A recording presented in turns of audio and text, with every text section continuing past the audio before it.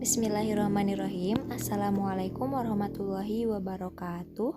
Dalam video ini saya akan membahas mengenai karya ilmiah aplikasi ortogonal yang dibuat untuk memenuhi ujian akhir semester 2 mata kuliah Aljabar Linear Elementer dengan dosen pengampu Bapak Dr. Arif Fathul Huda, SSI MKom.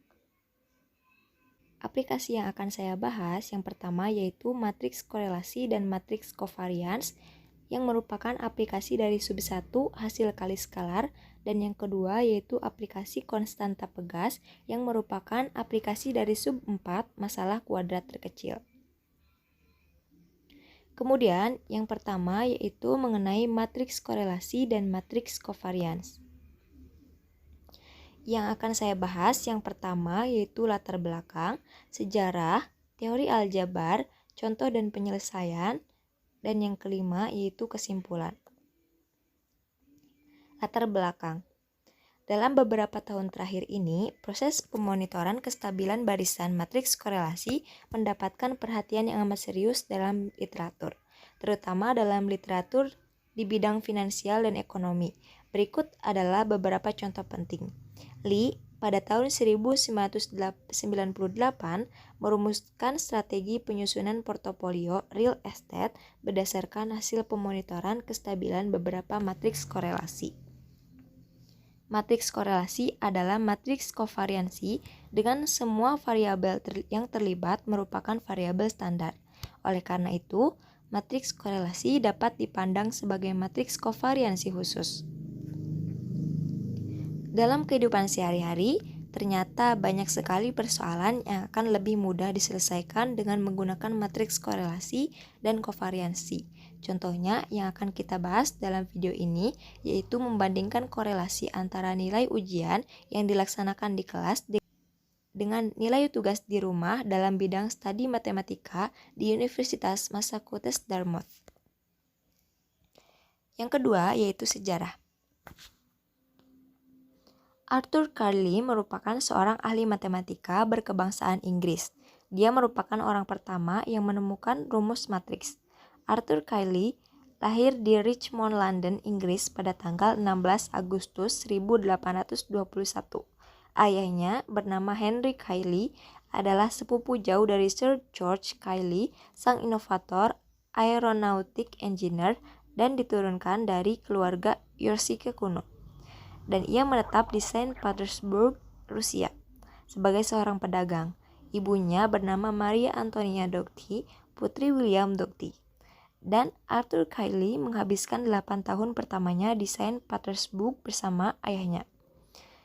Dia terus berada di Cambridge selama 4 tahun. Selama waktu itu dia mengambil beberapa murid, tapi pekerjaan utamanya adalah persiapan 28 memoir untuk jurnal matematika.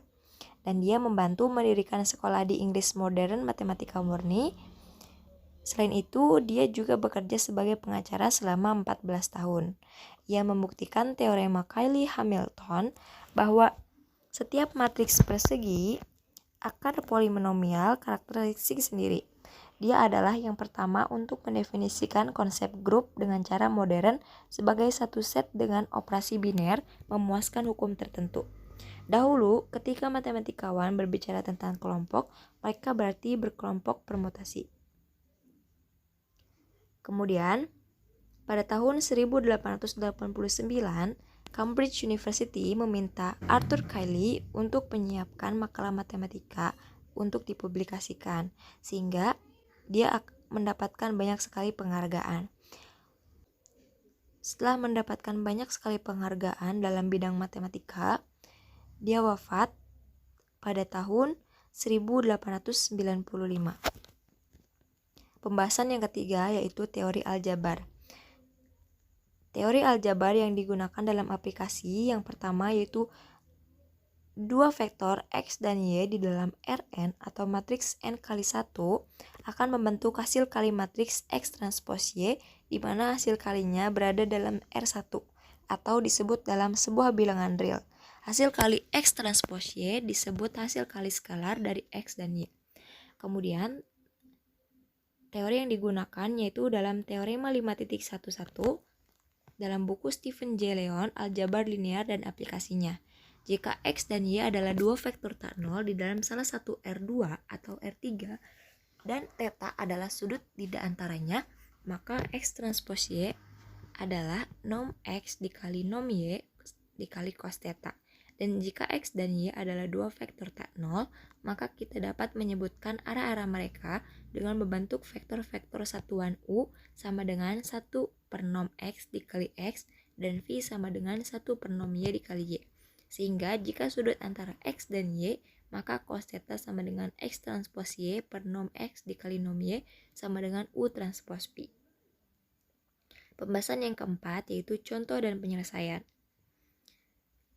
Bandingkan korelasi antara nilai ujian yang dilaksanakan di kelas dan tugas di rumah dalam bidang studi matematika di Universitas Massachusetts Dartmouth berdasarkan tabel di samping. Dalam tabel terdapat nilai matematika mahasiswa pada tahun 1996 dengan masing-masing rata-ratanya. Kita ingin mengukur bagaimana kinerja mahasiswa dengan membandingkan antara kelompok ujian atau nilai tugas. Agar terlihat betapa dekatnya dua kelompok nilai saling berkorelasi dan memperbolehkan sembarang perbedaan tingkat kesulitan, kita perlu mengatur nilai-nilai tersebut sehingga setiap ujian mempunyai rata-rata sama dengan 0.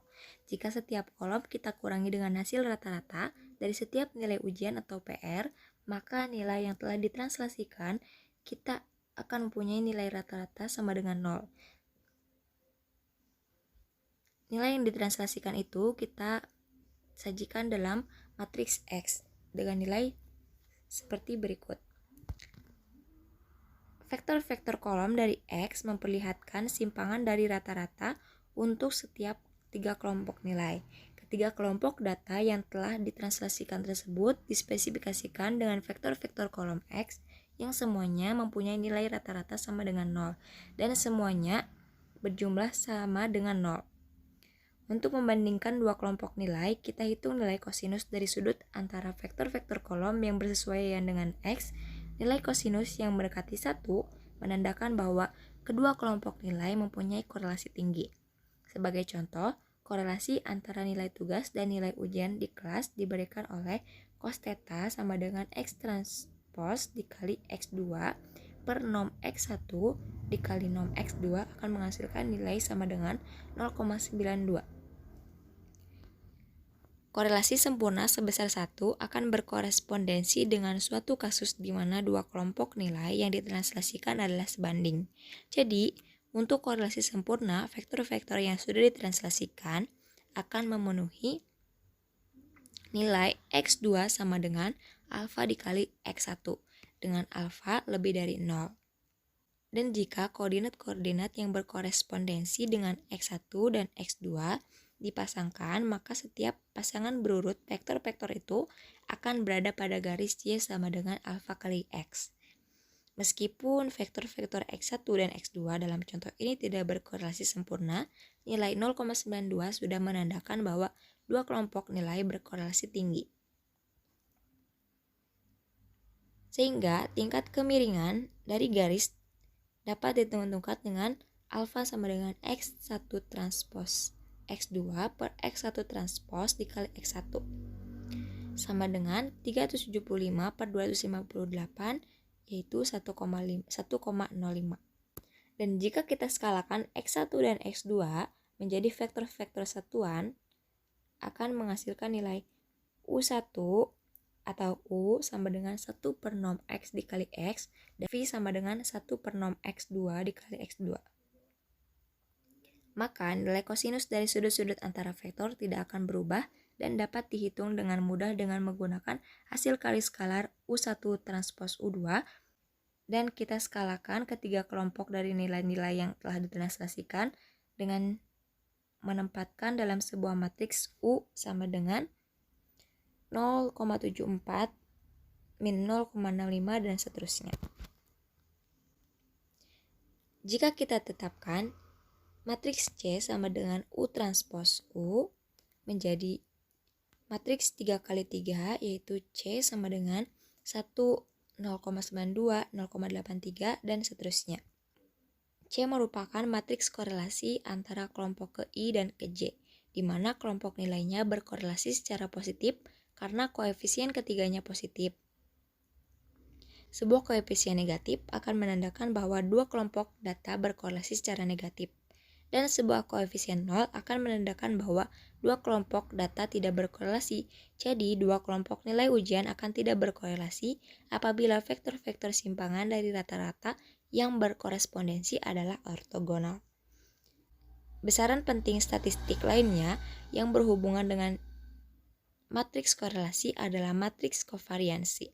Nilai kovariansi didefinisikan sebagai cov X1, X2 sama dengan X1 transpose X2 per N-1 dan jika lebih dari dua kelompok maka membentuk matriks kovariansi S yaitu 1 per N-1 X transpose T.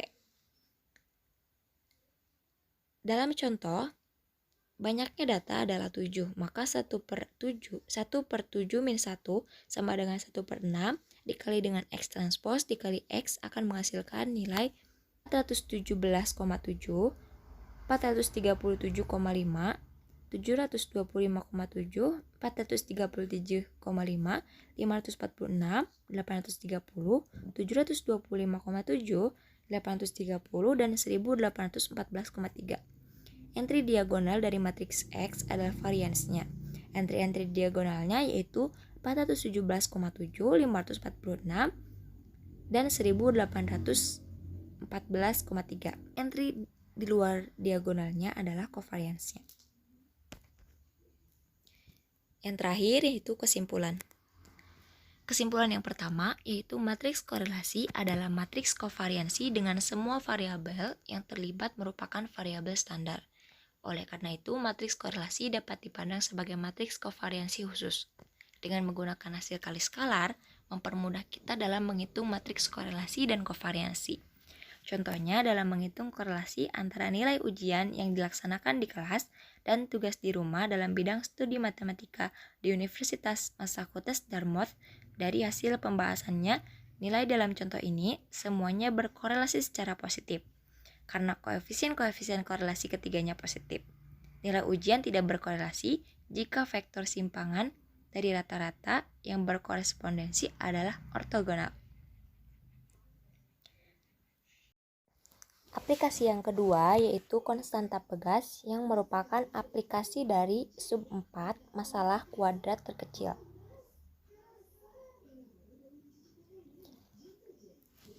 Bahasan yang akan dibahas yaitu yang pertama latar belakang, sejarah, teori aljabar, contoh dan penyelesaian, dan yang kelima yaitu kesimpulan.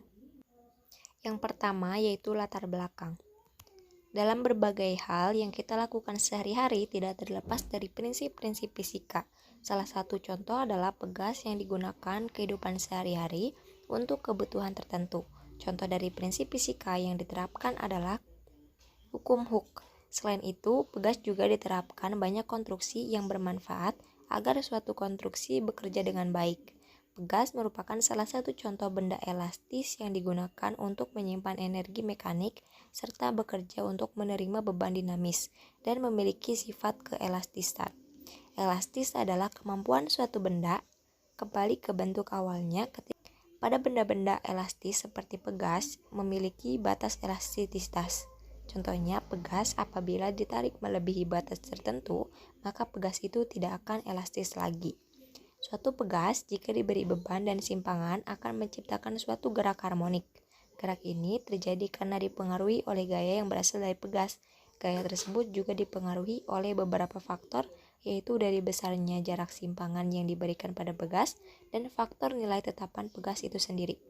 Nilai tetapan pegas juga mempengaruhi periode yang dialami oleh pegas tersebut sehingga dapat mempengaruhi frekuensi dan pegas tersebut. Setiap pegas memiliki nilai konstanta yang berbeda-beda tergantung gaya yang diberikan dan pertambahan panjang yang terjadi pada pegas tersebut, di mana konstanta pegas dapat dilakukan dengan cara statistik dan dinamis. Dengan cara ini dapat dilihat hubungan massa terhadap periode getaran suatu pegas. Getaran ini akan menyebabkan adanya periode dan amplitudo dan juga percepatan yang arahnya selalu menuju ke titik setimbang. Pegas adalah benda elastis dari kawat logam atau lilitan batang yang berbentuk silinder yang digunakan untuk menyimpan energi mekanis. Elastisitas adalah sifat dari benda yang cenderung kembali ke keadaan semula setelah mengalami perubahan bentuk karena mendapat gaya dari luar berupa tarikan tekanan dan dorongan. Jika sebuah pegas ditarik dengan gaya tertentu, maka panjangnya akan berubah. Bahasan yang kedua yaitu sejarah. Robert Hooke lahir di Freshwater, Isle of Wight, Inggris pada tanggal 18 Juli 1635. Ia adalah seorang penemu, ahli kimia dan matematika, arsitek, serta filsuf. Ia adalah putra seorang pendeta. Ayahnya bernama John Hooke, seorang kurator pada Museum Gereja All Saints. Pada masa kecil, Hooke belajar pada ayahnya. Karena orang tuanya miskin, Hooke tidak leluasa untuk memilih tempat belajar dan akhirnya dia tertarik dengan seni. Dan kemudian ia dikirim ke London untuk belajar pada seorang pelukis, Peter Lely. Ia kemudian berubah minat dan akhirnya ia mendaftarkan diri di sekolah Westminster untuk belajar karya-karya klasik dan matematika. Selanjutnya, ia belajar di Universitas Oxford selama 2 tahun dan kemudian ia ditunjuk sebagai asisten Robert Boyle berkat rekomendasi Profesor Kimia Thomas Willis yang membimbing Hooke. Hukum Hooke yang ditemukan dengan rumus tanda minus menyatakan bahwa arah F berlawanan dengan arah perubahan panjang X. Menurut Hooke, dengan X diukur dengan posisi keseimbangan pegas, tanda minus menunjukkan bahwa pegas diregangkan dengan L lebih dari 0, gaya yang dikerjakan pegas mempunyai arah sehingga menyusutkan L. Sebaliknya, waktu mendesak pegas ketika L kurang dari 0, gaya pegas pada arah L yang positif, sedangkan K disebut konstanta pegas mempunyai dimensi gaya atau panjang. Dengan berbagai kepiawaian dalam bidang keilmuan, hingga akhirnya Robert Hooke meninggal pada tanggal 3 Maret 1703 di Gresham College, London, Inggris. Kemudian pembahasan yang ketiga yaitu mengenai teori aljabar yang dipakai dalam aplikasi pegas. Hukum Hooke menyatakan bahwa gaya yang dikenakan pada suatu pegas adalah sebanding dengan jarak regangan pegas. Jadi, jika F adalah gaya yang diterapkan dan X adalah jarak dari pegas yang telah diregangkan, maka F sama dengan Kx, konstanta pembanding K disebut konstanta pegas atau spring constant. Dan teorema 5.42 dalam buku Stephen J. Leon, Aljabar Linear dan Aplikasinya, jika A adalah matriks M kali N yang memiliki rank N, maka persamaan normal A transpos A X sama dengan A transpos B mempunyai sebuah penyelesaian tunggal dengan X topi sama dengan A transpos A inverse A transpos B. Dan X topi adalah penyelesaian kuadrat terkecil yang tunggal dari sistem AX sama dengan B. Pembahasan yang keempat yaitu contoh dan penyelesaian. Contohnya yaitu beberapa mahasiswa fisika ingin menentukan konstanta pegas untuk sebuah pegas. Mereka menerapkan gaya-gaya 3, 5, dan 8 pound masing-masing mengakibatkan peregangan pegas sebesar 4, 7, dan 11 inci. Dengan menggunakan hukum Hooke, mereka menurunkan sistem persamaan berikut. Yaitu ada 4K sama dengan 3, 7K sama dengan 5, 11K sama dengan 8. Sistem ini jelas tak konsisten karena setiap persamaan menghasilkan harga K yang berbeda, sehingga untuk menghitung penyelesaian digunakan kuadrat terkecil dari sistem. Maka, dengan menggunakan rumus A transpos A, X sama dengan A transpos B, dengan A yaitu nilai dari peregangan pegas dan B merupakan gaya-gayanya. Sehingga A transpos A yaitu 4711 dikali 4711 dalam matriks kolom dan X merupakan K yang merupakan konstanta pegas dan A transpos 4711 dan B merupakan gaya-gayanya yaitu 358.